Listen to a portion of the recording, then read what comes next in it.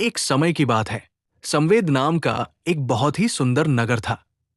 चारों ओर हरियाली, ऊंचे ऊंचे पेड़, साफ सुथरी सड़कें और खुशहाल लोग। इस नगर की पहचान ही उसकी शांति और समृद्धि थी। यहीं पर एक बहुत बड़ा सौदागर रहता था, जिसे लोग सम्मान से सेठ जी कहते थे। सेठ जी बहुत धनवान थे, लेकिन स्वभाव से सीधे और व्यावहारिक इंसान थे।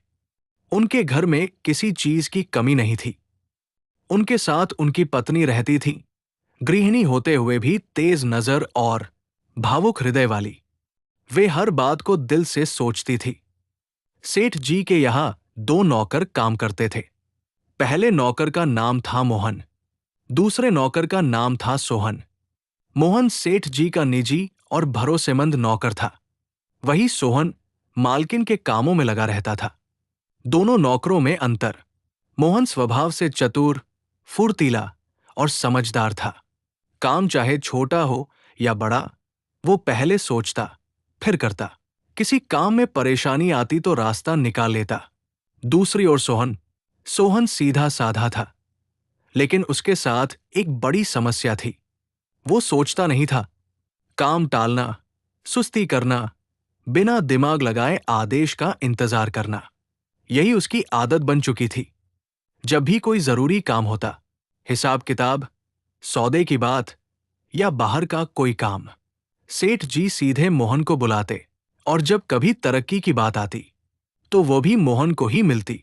मालकिन का मन दुखी होना, ये सब देखकर मालकिन के मन में एक कसक रहती।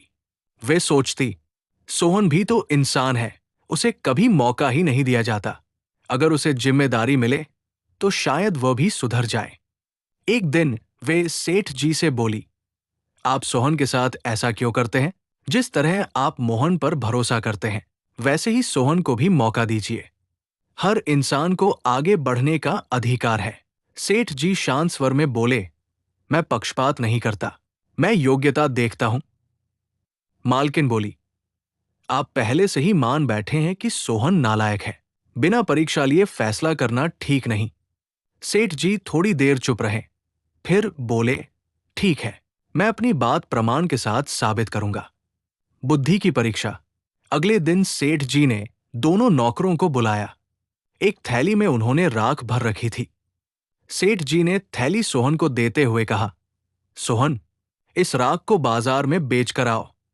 कल तक मुझे कम से कम 100 रुपए चाहिए। सोहन हैरान रह गया। राख? और वो भी बेचना?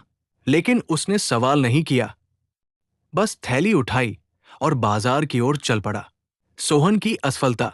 बाजार में जाकर वो जोर जोर से चिल्लाने लगा, राख ले लो, राख ले लो। लोग रुकते, देखते, फिर हंसते। कोई बोला, अरे ये तो पागल है। कोई बोला, राख कौन खरीदता है? पूरा दिन बीत गया। धूप, थकान और भूख सब झेलता रहा, लेकिन एक भी ग्राहक नहीं मिला। शाम को वो थकाहारा वापस लौटा, आंखें झुकी हुई थी। सेठ जी से बोला, मालिक, मैंने पूरी कोशिश की, लेकिन कोई भी राख खरीदने को तैयार नहीं हुआ। सेठ जी ने बस इतना कहा, ठीक है, तुम जा सकते हो। अब मोहन की बारी। अगले दिन वही राख सेठ जी ने मोहन को दी और वही बात दोहराई, मोहन, ये राख बाजार में बेचनी है। कल मुझे कम से कम 100 रुपए चाहिए। मोहन को भी ये अजीब लगा, लेकिन उसने सोचा, काम असंभव नहीं होता, बस तरीका बदलना पड़ता है। वो राख लेकर बाजार पहुंचा। बुद्धि का कमाल। मोहन ने राख को नए ढंग से सजाया।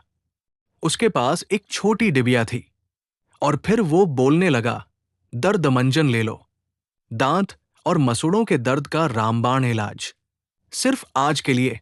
लोग रुके। एक आदमी ने पूछा, क्या सच में काम करता है? मोहन मुस्कराया, अगर फायदा ना हो तो पैसे वापस। बस फिर क्या था, 1 घंटे के अंदर सारा सामान बिक गया। अविश्वसनीय परिणाम। अगले दिन मोहन सेठ जी के सामने आया। उसने 400 रुपए उनके हाथ में रख दिए। सेठ जी चौंक गए। इतने पैसे? मोहन ने विनम्रता से कहा, मालिक, आपने जो दिया था उसकी सही कीमत मिल गई। सबक और समझ। मालकिन सब देख रही थी। अब उन्हें सच्चाई समझ में आ गई। सेठ जी बोले, देखा, सामान वही था, बाजार वही था, फर्क सिर्फ सोच का था। फिर उन्होंने सोहन को बुलाया और प्यार से कहा, तुम बुरे नहीं हो, लेकिन जब तक दिमाग का इस्तेमाल नहीं करोगे तब तक आगे नहीं बढ़ पाओगे। सोहन की आंखें खुल गई। उस दिन से उसने मेहनत के साथ सोचना भी सीख लिया। कहानी की शिक्षा: बुद्धि बिना मेहनत बेकार है और मेहनत बिना बुद्धि अंधी। अवसर सबको मिलते हैं, लेकिन आगे वही बढ़ता है जो सोचकर काम करता है।